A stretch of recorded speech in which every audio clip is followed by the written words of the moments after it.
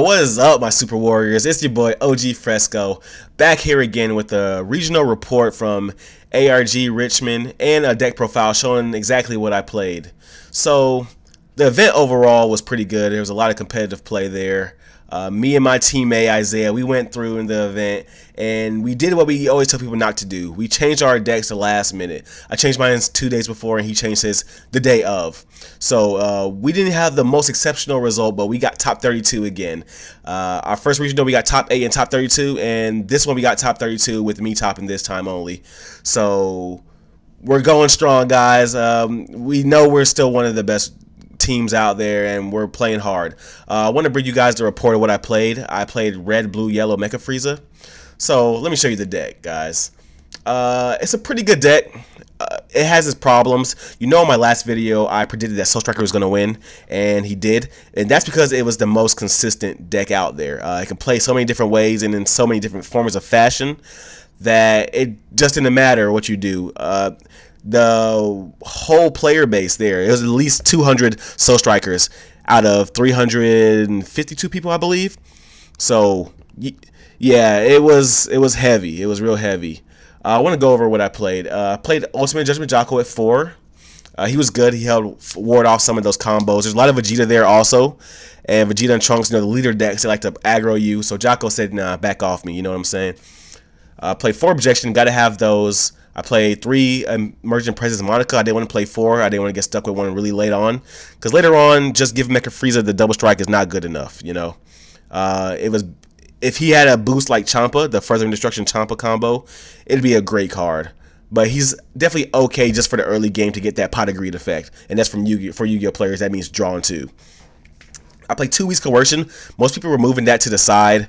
I wanted to play 2, catch people by surprise, and let you know I'm still one of the Mecha Frieza players playing the negates, and it came in handy so many times. I would not move this completely to the side. I gotta at least have one, especially because you can tap out and play the Mecha Frieza and then get the energy back to active. So he's pretty good. I played 3 Boo. Brew's just there if early game I'm playing against a matchup I need my Cold Bloodlust, like Cell or the Androids, and so I want to draw in. I want to draw the Bloodlust. You know, I need something to help me get through my deck and thin it out.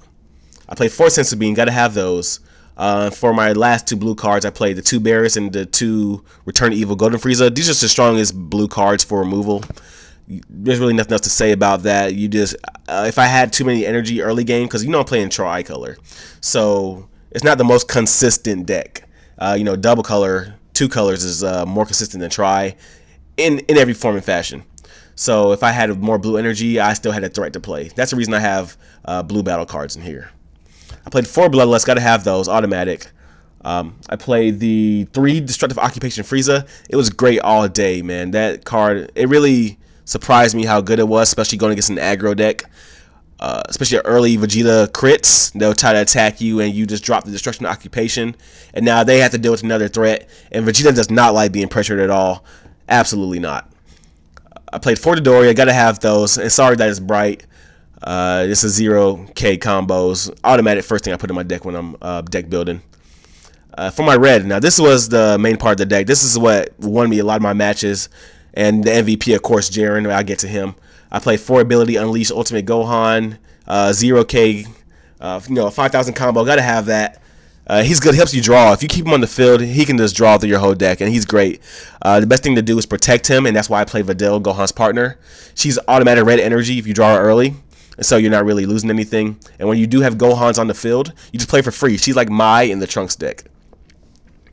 And so she's exceptionally well protecting the Gohans. And because the Gohans every turn will give you so much advantage, guys. Make sure if you're playing the Gohans, protect them as much as you can. And secondly, I played the Miraculous Comeback Gohan. He's won me 2 of my matches at the regional. I played him turn 2. So I got to ejection, got my energy to 3, had 2 red, just played him, and they couldn't get rid of him. You can't get rid of him unless you have the Sun Goten and your hand is low, so he's still a 2-drop combo. I mean a 2-drop battle card.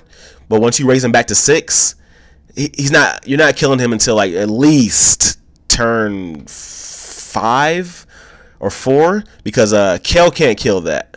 Kel is up to 5, and so you got to have the straight Gohan KO to even get to him. But I have Bloodlust, so you know you're not really getting to him.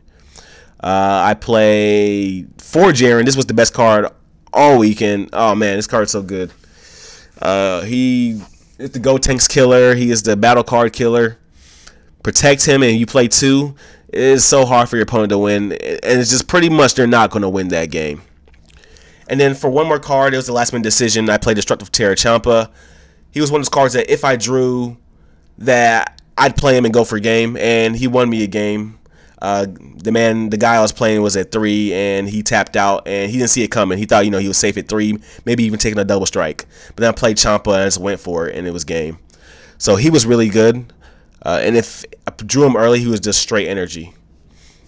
And so to talk more about the event, my deck performed very well. Really just outskilling a lot of opponents.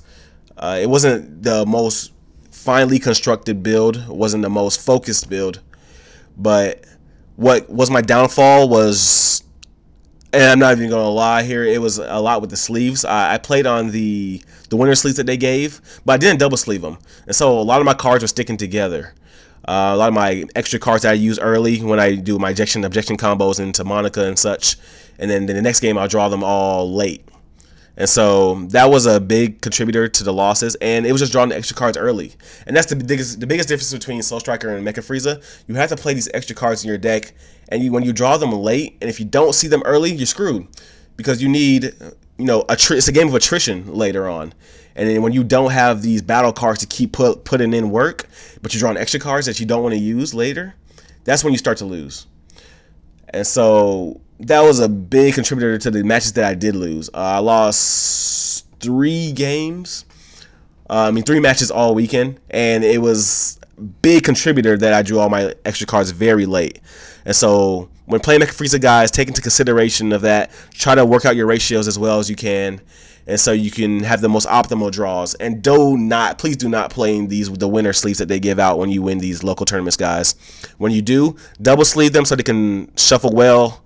They stick very, very fast. And anybody who's played Yu-Gi-Oh knows that these type of sleeves stick very fast. And so it was actually a really good tournament. I'm glad that PPG won. Good job, guys. Good job to all the teams there.